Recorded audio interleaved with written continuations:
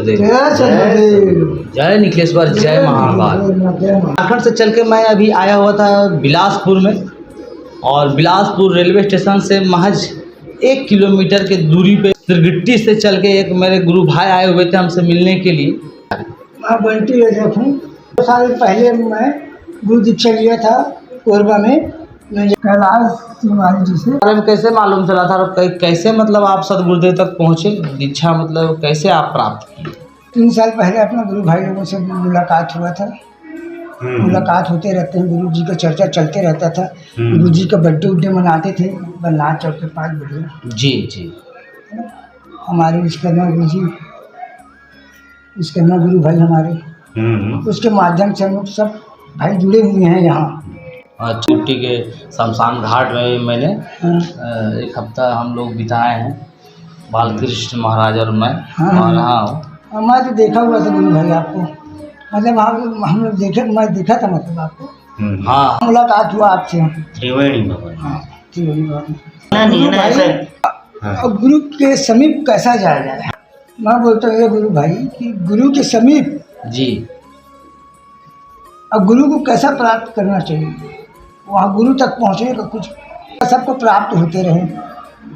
हाँ, तो जैसे कि ये तो बात बहुत ही अच्छा बात है, और सबको ये चीज़ पता होना चाहिए कि जब हम लोग जुड़ते हैं तो गुरु कृपा किस प्रकार से प्राप्त किया जाए। तो गुरु पर कृपा इस प्रकार से हम लोगों को नहीं मिल सकता है, क्योंकि हम लोग एक सामान्य मनुष्य हैं और सतगुरुदेव मतलब नारायण है, स्वयं नारायण है, तो उनसे कुछ भेद छिपा हुआ नहीं रहता।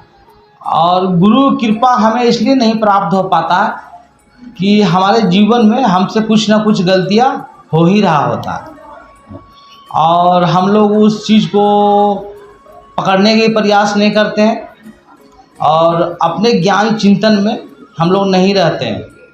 दूसरा चिंतन ज़्यादा हम लोगों के मन में हावी है। और सच बोला जाए तो आज दिन भर में आपने कितने बार गुरु को याद किया था? गुरु तो है यहाँ जी से जुड़ने की कला जानते हैं, मतलब वो जुड़ गए गुरु जी से, लेकिन उनको आत्मसात करने के कुछ क्रिया हैं, प्रक्रियाएं हैं।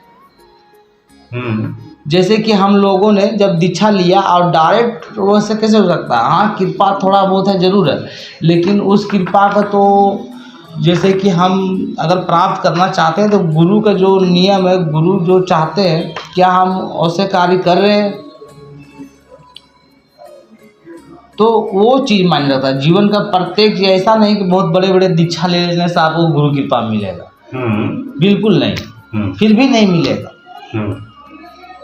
तो और नहीं तो गुरुदेव अगर जिन पे पसंद है उसको सब कुछ मिल जाए। लेकिन अगर कहा जाए जीवन में सारे लोगों को पसंद कर सकते हैं, कोई ना कोई तो नफरत वाला भी तो रहेगा ना। हाँ, या फिर रहेगा नहीं भाई जानते तो है लेकिन तू मेरा उतना, हम तुरंत जानते जरूर है लेकिन तू मेरा फ़ायदा उतना नहीं ले पा रहा, जो हमको ज़्यादा जानता हूँ मेरा फ़ायदा वो भी ले पा रहा, हम भी ले पा रहे। मतलब क्रिया ये चीज़ जुड़ता है। मतलब गुरु को आप जितना जुड़ेंगे तो गुरु भी आपसे कार्य करवाते हैं। उन्हीं के हिसाब से हम लोग मान लीजिए बैठे उनका कार्य कर रहे हैं, कुछ भी उन्हें उन्हीं के चिंतन, उन्हीं के ज्ञान जलाए हुए। तो गुरु कृपा यदि अगर आपको आसानी से प्राप्त करना है, कुछ तिलमबाजी नहीं और कोई साधना नहीं और कहीं भी मतलब क्या आखिर ऐसा शॉर्ट में ऐसा क्या है कि जिससे गुरु कृपा हमें प्राप्त हो, तो उसमें यही सिर्फ आता है कि आप कार्य बन जाए, लोगों के लिए कुछ कार्य करें, अपने स्वार्थ के लिए थोड़ा स्वार्थ को छोड़ें। क्योंकि आप थोड़ा सा 4 माला या कुछ भी गुरु मंत्र करते हैं, एक बार गुरु दिन भर छल कपट में हम लोग जीते रहते हैं। उस चीज़ को पूर्णतः साधक को त्यागना ही होगा, उसे सत्यमय जीवन बनाना होगा।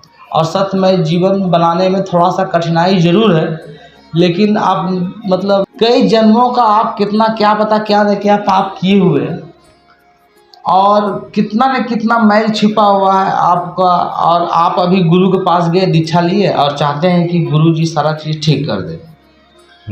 तो वैसा कुछ गुरु जी नहीं कर सकते कि जीवन भर आपने क्या किया क्या नहीं किया, पिछले जन्म में क्या किया, उसका परिणाम तो मिलना ही मिलना है।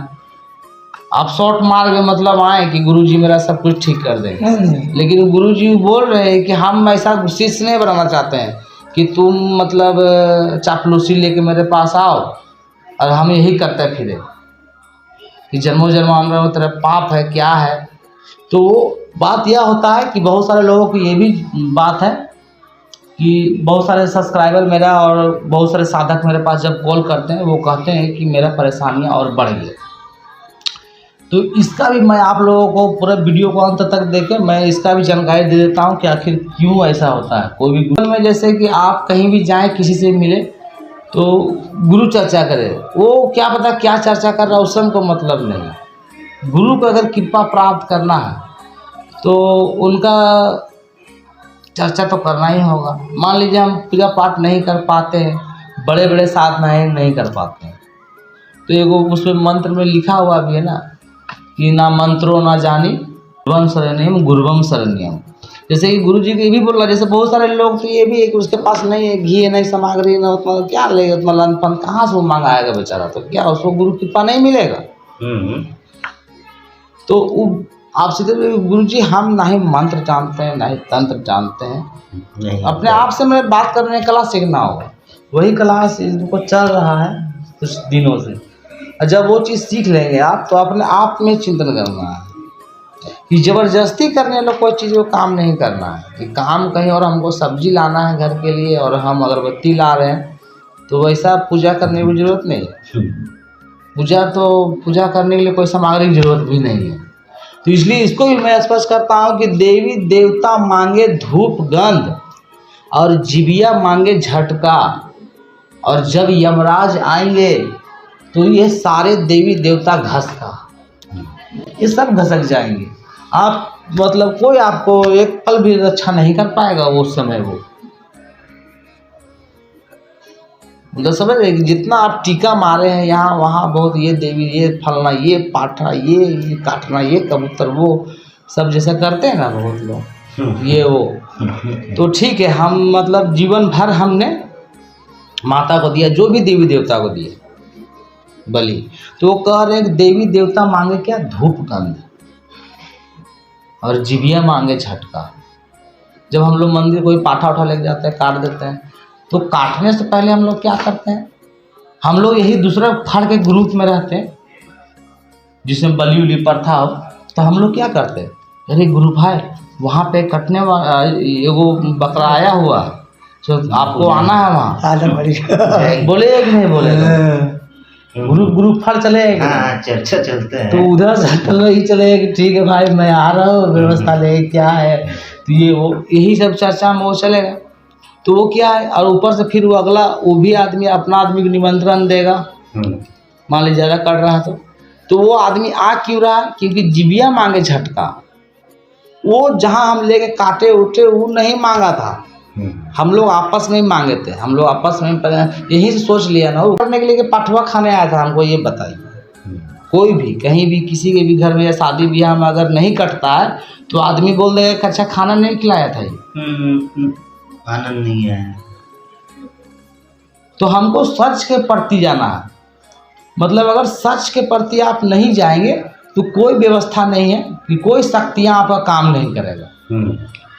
मेन पॉइंट हम दे दिए आपको कि प्लस क्योंकि जो लन फन कार्य करने से बढ़िया है कि हम गुरु को ही कुछ बातों को सोच ले, उन्हीं का कुछ भी जिक्र कर ले, गुरु भाइयों से मिले। अब गुरु भाइयों से मिलेंगे तो गुरु का ही चर्चा निश्चित होगी, क्योंकि उनके अंदर भी वही विराजमान है, मेरे अंदर भी वही विराजमान है। तो हम लोग क्या करते हैं कि अपने सब छोड़ के ऐसे लोगों के साथ क्यों बैठते हैं, और उससे बढ़िया है कि हम अकेले रहें, कुछ साधना करें, चिंतन करें, कुछ योग करें, व्यायाम करें, अच्छे चिंतन लाएं। तो और प्लस की सदगुरुदेव देना ही बहुत चाहते हैं लेकिन आप ले नहीं पाते हैं, या हम भी नहीं ले पाते हैं, या कोई भी मतलब कि उनका छटांश हंस नहीं ले पाते हैं। तो ये क्या हुआ कि ये मन का एक वृत्तियाँ है, वो आपको कभी शांत नहीं रहने देगा। सुख उसी में छिपा हुआ है कि जब हम बैठ गए यहाँ तो बैठ गए, सारे खुशियाँ मेरे कर्मों में, मेरे चरणों में, और सदगुरुदेव तो फिर विराजमान है ही है। तो हमको किस बात का भय, क्या चीज़ चाहिए फिर उसको। वो स्मरण हमेशा वही चीज़ को याद रख ले कि हम अकेले नहीं हैं, गुरु जी मेरे साथ हैं। तो कहीं भी वो भीड़ फाड़ देगा और सारा काम उसका सफल हो जाएगा, ऑटोमेटिक ही सफलता की ओर हो चला जाएगा। और ऐसा अगर नहीं हो पा रहा तो ज़रूर है कहीं न कहीं आपका मिस्टेक हो रहा है, और कोई ज़रूरी नहीं कि आपको अच्छा करने से लाभ ही लाभ मिलेगा। अच्छा करते करते करते कुछ कट भी रहा ना, क्योंकि पीछे हमने मान लीजिए कि 10 प्रकार के पाप किए और हमने 5 ठो पुण्य किया, फिर 6वां पुण्य करने गए, मान लीजिए कि कोई चीज़ फिर भी हम मतलब कुछ ना कुछ हमको नुकसान ही हुआ, और हम सोच रहे हैं कि साला कि मेरा वहाँ माइनस कितना में था वो तो हमको नज़र नहीं आ रहा था। वो कट रहा वो कटा ही नहीं। जब तक वो कटेगा नहीं, गुरुजी काटते हैं दीक्षा के माध्यम से।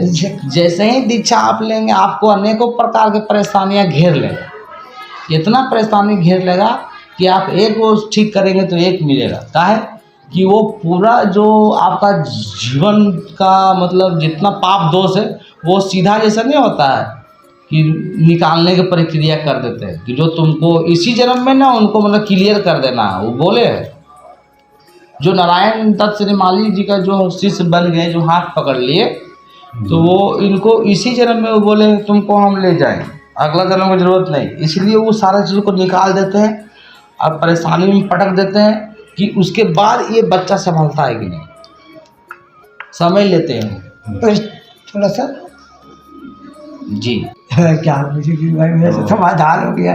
गुरु भाई बता दिए कि क्योंकि सबको एक क्रिया ही बताते हैं कि ये कर लो, हनुमान जी के पाठ कर लो, तो शनिदेव के पास चल जाओ, तो मरही माता चल जाओ, ये सब से कुछ काम नहीं होने वाला है। जब हम श्रीमाली जी का शिष्य हैं तो वो देवी देवता जहाँ भी हो उसको मेरे ही पास आना है। पुरजोर विरोध है मेरा, और मैंने ऐसा नहीं कि दीक्षा लेने के बाद छोड़ा हूँ, मैं पहले से भी कबीरपंथी में था, और बहुत पहले से मुझे तो स्मरण भी नहीं है कि मैंने कब मतलब मांस मछली खाया था। बहुत बचपन में ही मतलब एक व्यक्ति थे दीक्षा ले रहे थे, उससे ही पहले मैंने मतलब मेरा इच्छा टूट चुका था, जिससे वो पूर्व जन्म का ही एक कारण रहता है। पूर्व जन्म में अगर आप खा रहे हैं तो निश्चित है कि फिर खाते रहिएगा। अगर उस समय छोड़ चुके थे किसी व्यवस्था से, मेरा माँ बाप तो मैंने बच्चा लोग कैसे खाता है, उसको खिला दिया जाता है, वो खाता थोड़ी है, वो मांसाहारी कैसे बनता है। तो शेर को हम खून लगा दिए, उसको चस्का लग गया।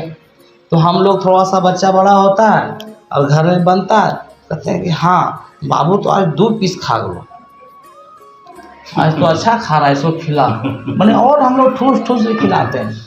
हर जगह हम लोग गड़बड़ कर रहे हैं जीवन में, लेकिन हमको फिर भी नज़र नहीं आ रहा, क्योंकि वो नज़र इसलिए नहीं आ रहा है कि वो माया जो है ना, माया ऐसे वो बांध दिया है व्यवस्था। वो भी चाहता है कि इसी तरह व्यवस्था रहने दो।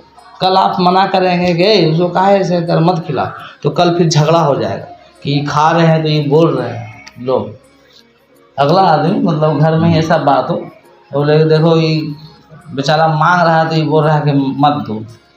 मतलब तरह तरह का ऐसा समाज का ऐसा बात सामने आएगा कि जिससे लड़ना बहुत मुश्किल है। तो हमको अपना देखना है, दूसरे से क्या लेना। हम नारायण दत्त श्रीमाली के शिष्य हैं कि वो शिष्य है। तो इसीलिए हमेशा आप लोग अपने आप पे फोकस करें, अपने आप पे काम करें और अपने चैतन्यता को बनाए रखें, और जो भी आप काम करते हैं उस काम को पूरा 100% करने का प्रयास करें। उसी से गुरुदेव प्रसन्न होंगे, ना कि और कुछ करने से वो प्रसन्न होंगे। अपने घर के ही कार्यों को अच्छा से संभालें, सबको ध्यान रखें, और लोगों को भी थोड़ा आपसे जो थोड़ा सहयोग का आशा रखते हैं उन्हें भी थोड़ा सा ध्यान रखें। ध्यान रखने की क्रिया ही, क्योंकि आप अगर किसी को ध्यान रखते हैं तभी गुरुजी आपका ध्यान रखेंगे। इसमें कोई चापलूसी चलने की कोई बात है ही नहीं। जय गुरुदेव। जय सर।